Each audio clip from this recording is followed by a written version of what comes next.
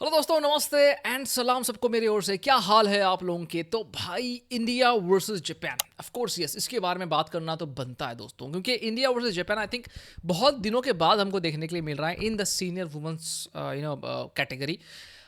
Well, ये match कल 4:30 बजे है। ऑफ कोर्स इसका प्रॉपर प्रीव्यू करेंगे, exactly what can you expect from this particular match, because बहुत ही ज़्यादा इंपॉर्टेंट है। हम इस मैच में जितने कम कंसीड करेंगे गोल्स उतना हमारे लिए अच्छा है। अगर नहीं करे तो वो तो भाई एक बेनिफिट +1 होगा हमारे लिए, वो अलग बात है। बट या of course will talk about that and also will look at who are the players to look out for in this game. Not only that, Bangladesh आज नॉर्थ कोरिया के साथ में एक मैच खेली जिसमें वो 5-0 से हारे। उनके क्या चांसेस बनते हैं? Can they qualify for the quarter finals? अगर वो उज्बेकिस्तान के साथ में जीतते हैं, पूरे चांसेस के ऊपर हम लोग नज़र डालेंगे। Who is the better team, उसके ऊपर भी नज़र डालेंगे। तो इस वीडियो को जरूर अंत तक देखें, और अगर आपको ये वीडियो पसंद आए, don't forget to like, subscribe and share. दोस्तों, 1 सेकंड का वक्त लगता है, don't forget to do that. So let's get started. सबसे पहले हम लोग बात करेंगे इंडिया वर्सेस जापान की। प्रॉपर प्रीव्यू होने वाला है दोस्तों, क्योंकि this is one of the most entertaining games of tomorrow.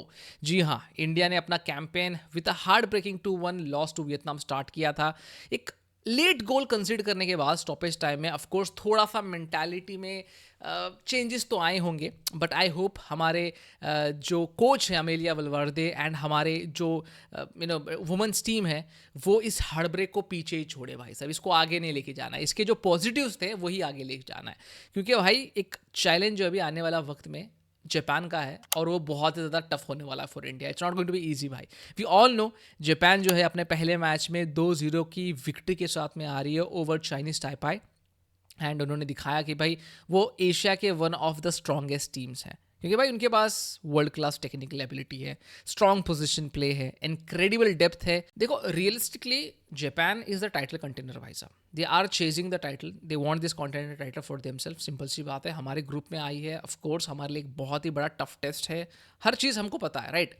But अब यहाँ पे इंडिया को क्या करना पड़ेगा, बिकॉज लास्ट मैच में हमने देखा भाई हमारी जो डिफेंस थी उतनी कुछ खास नहीं थी। We need to work on our defence. जो होल्स, लूप होल्स हमारे डिफेंस में थे, उसको फिल करना पड़ेगा जल्द से जल्द हमको। एंड जो प्रॉब्लम थी मिडफील्ड में, वी कुड सी कि भाई वियतनाम के लिए बहुत आसान था to run over us in the midfield. तो उस मिडफील्ड के गैप को भी हमको जल्दी से जल्दी क्लोज करना पड़ेगा, क्योंकि जापान आपको मौका नहीं देगी जितना वियतनाम ने आपको मौका दिया था ऑन द बॉल। सिंपल सी बात है। यहाँ पे पोजीशन भी जो है जापान ने डोमिनेट करेगी, शॉट्स ऑन टारगेट भी जो है जापान डोमिनेट करेगी, शॉट्स भी जो है ज़्यादा जापान ही लेगी, और मोस्ट ऑफ द गेम हमारी हाफ में होने वाला है। मतलब जापान की अटैकिंग हाफ में होने वाला है, हमारी डिफेंसिव हाफ में होने वाला है।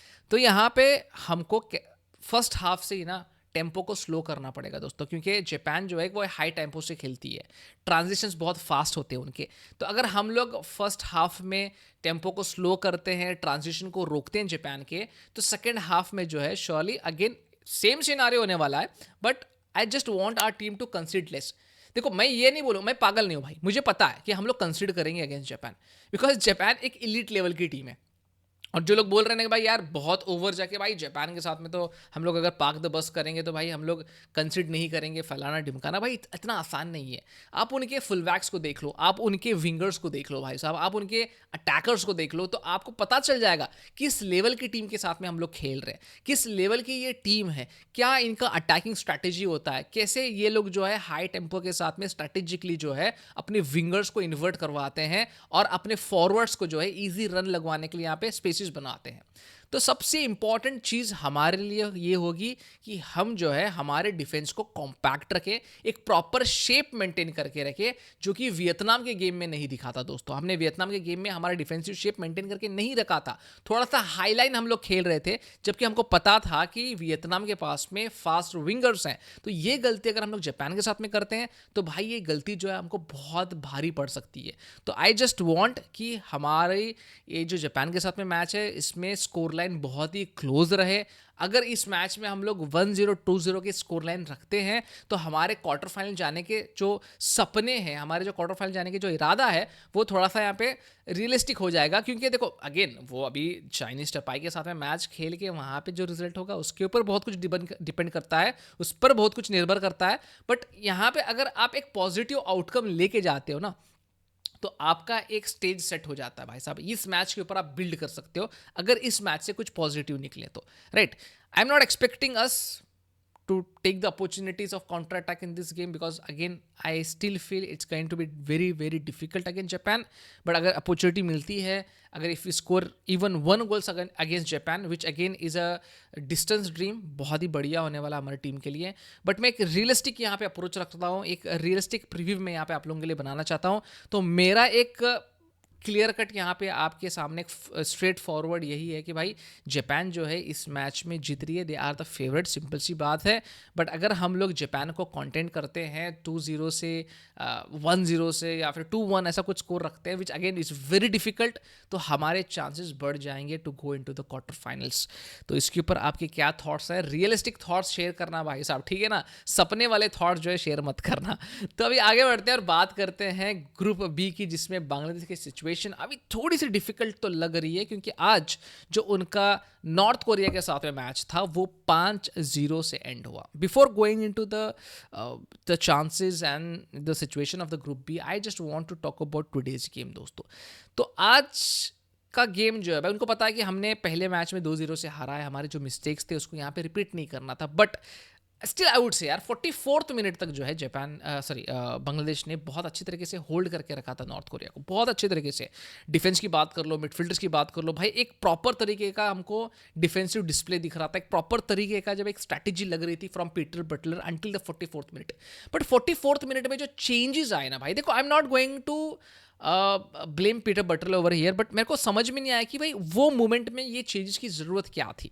ठीक है, 44th मिनट में चेंजेस आते हैं, 44th मिनट के बाद जो है हम लोग गोल कंसीडर करना स्टार्ट कर देते हैं. That is a mistake in my opinion. जब आप सब्स्टिट्यूशन करते हो एंड वो सब्स्टिट्यूशन बैकफायर करता है तो दैट इज़ अ मिस्टेक.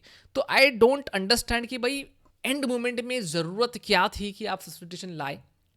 थोड़ा सा मुझे ऐसा लगा कि इनएक्सपीरियंस श्योरली बांग्लादेश की ओर से, इनएक्सपीरियंस की और ऊपर से आई थिंक कहीं ना कहीं आप देख रहे हो कि टूर्नामेंट में जब आते हो, जब आप बड़े बड़े टीम्स के साथ में खेलते हो, तो आपके पास वो अंडरस्टैंडिंग होना चाहिए स्ट्रैटेजीज की.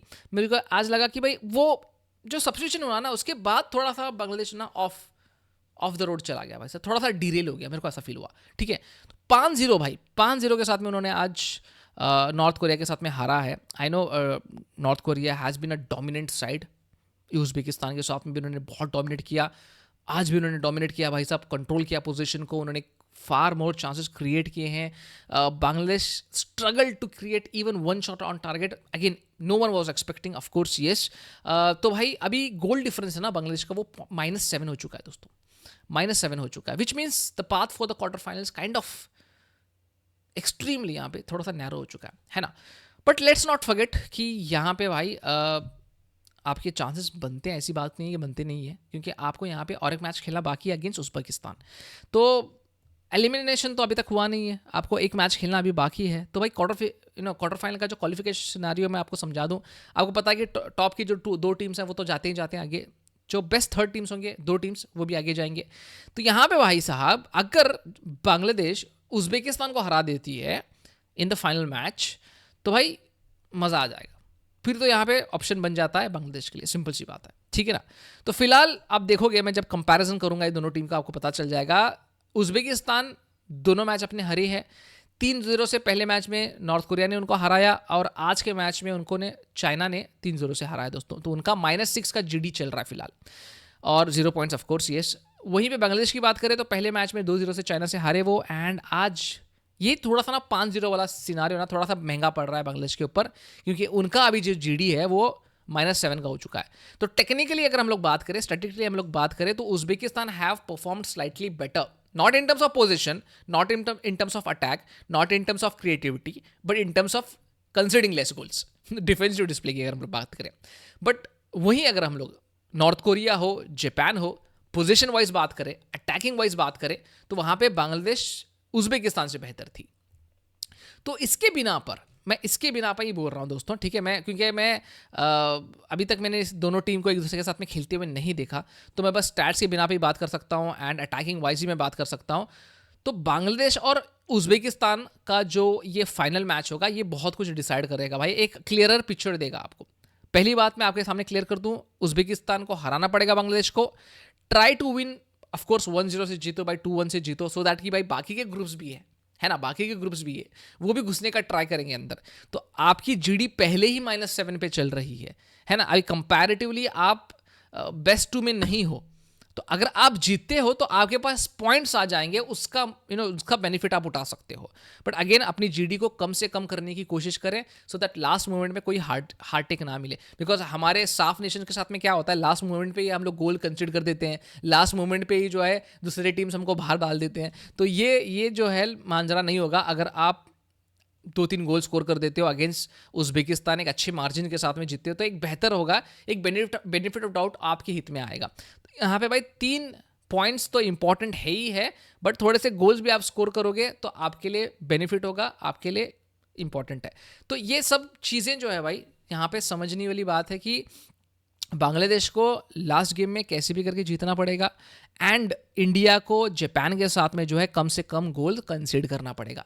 तो सिंपल सी बात है, दोनों के लिए भाई रास्ता अभी भी खुला है, अभी भी दरवाजे बंद नहीं है। क्वार्टर फाइनल्स के, वर्ल्ड कप के दरवाजे अभी भी बंद नहीं है। इनके दोनों के मेंटालिटी पे डिपेंड करेगा कि भाई ये कैसे परफॉर्म करते हैं और कैसे ये परफॉर्म करना चाहते हैं, और ये क्या वर्ल्ड कप खेलना चाहते हैं, नहीं खेलना चाहते, क्या ये नॉकआउट्स में जाना चाहते हैं, नहीं जाना चाहते हैं। तो इनके ऊपर पूरा डिपेंड होगा। लेट्स होप कि भाई एक मिरेकल पुल ऑफ कर दे यहाँ पे इंडिया अगेंस्ट जापान।